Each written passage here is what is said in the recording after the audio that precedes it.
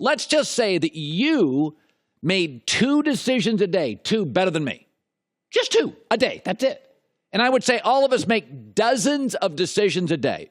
But you were a little smarter than me, then over the course of a day, twice you made a better decision. That would be 14 times a week, 56 times a month. 56 times 12 is 600, 75? You would make 675 decisions a year better than me.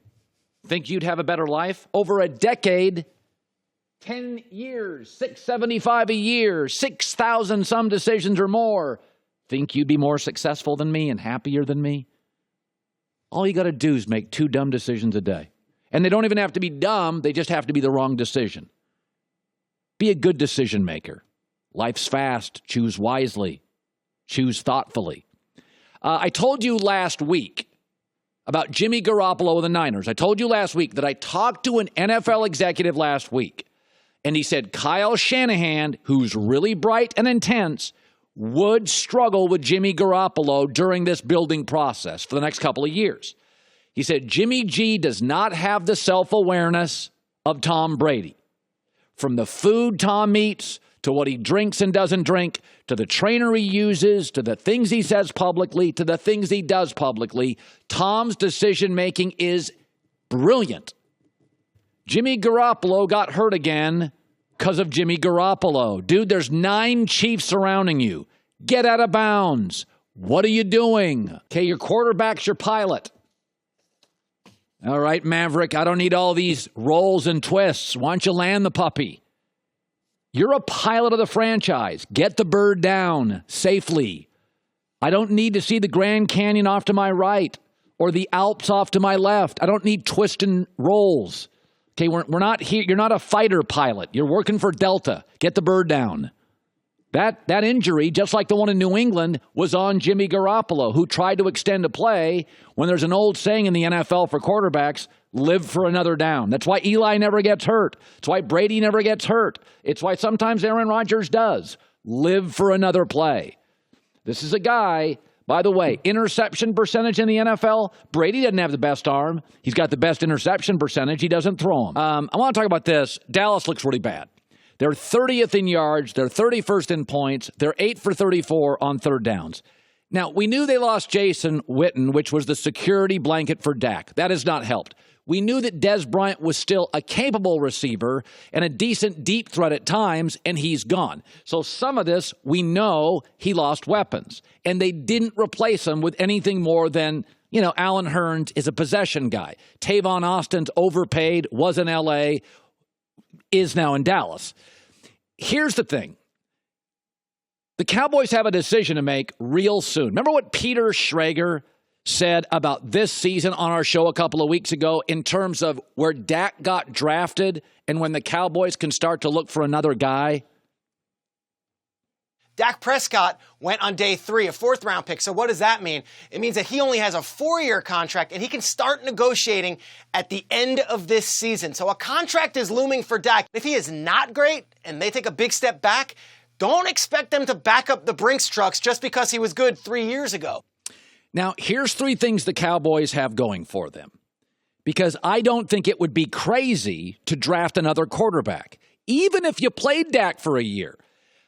Here's 3 things the Cowboys got going for them. This looks like a 5-11 or 6-10 team. They're going to be near the top 10, much closer to the top 10. Now, their schedule's workable for the next month. It really is. It gets brutal in November and December. They end up, their last 2 months of this NFL season, if they don't have it cooking offensively, they could go 0-8.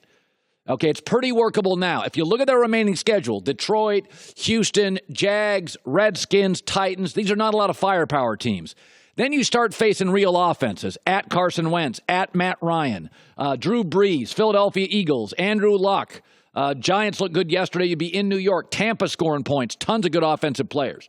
So you got to make hay. But the good news for the Cowboys is, number one is, it looks like they'll be closer to the top 10 than in previous years. Number 2 is they have several young tradable pass rushers.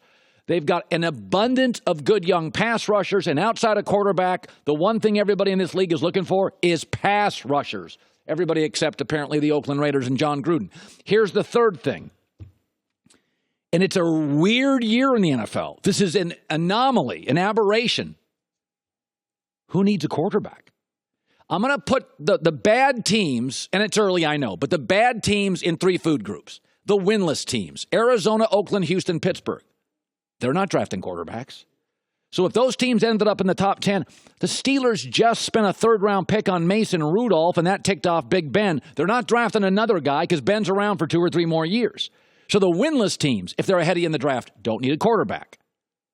Here's the 1 and 2 teams. Patriots probably get it corrected and win at least 9 games this year. They're not going to be anywhere near the top 10. The Bills have a quarterback. The Jets have a quarterback. The Colts have a quarterback. The Giants appear to be locked into Eli for several more years. Lions have a quarterback. Atlanta's got a quarterback. Seattle's got a quarterback. San Francisco's got a quarterback. Now, I think the Chargers do need to draft one here in the next 2 years, but they're certainly not as desperate as the Dallas Cowboys. Now, there is one quarterback. So my point is, if the Cowboys finish 6-10, 7-9, they'll be drafting what, like 11th? They got multiple pass rushers. They could trade one and get into that top 7, top 8. And the teams above them don't need quarterbacks. The really stinkeroony teams in this league, a lot of reasons they stink is because they have young quarterbacks and they don't have the weapons. But they're not going to draft another quarterback. So Dallas is in a very interesting situation going into next year. They may be drafting a quarterback. By the way, they've got good pass rushers, a good O-line, a star running back. All they need are receivers and maybe a quarterback. And it's a bizarre year where nobody needs a quarterback, especially the lousy teams near the top of the draft. I mean, New England's up there now, but they won't be. And there's one quarterback in college, I've been told this by people that I absolutely trust in scouting. The kid at Oregon, Justin Herbert, 6'5", mobile with a cannon. He is really special. In fact, there are people in the NFL, and you know how much I like Sam Darnold, that believe Justin Herbert is the most talented quarterback prospect in 2 years. That includes Baker, Rosen, Darnold, and Josh Allen. Mason Rudolph, too. And Lamar Jackson. There are people that believe the kid at Oregon, Justin Herbert, is the best quarterback prospect. Would have been number 1 prospect if he was available last year. Big, mobile, and a huge arm. It was on display this weekend. So if you don't like Dak and you're freaking out here, the combination of you're not very good, you'll be near the top of the draft. You have pass rushers to trade, multiple pass rushers. What a great position to have depth in, and nobody needs a quarterback. So if you get tired of Dak and you got a superstar out there, you have let me tell you something. That kid's good. That kid's special. Hi, everybody. Thanks for watching. Subscribe here to get the latest from the show. Also, be sure to check out more of the best clips from The Herd or go watch a few segments from other shows on FS1.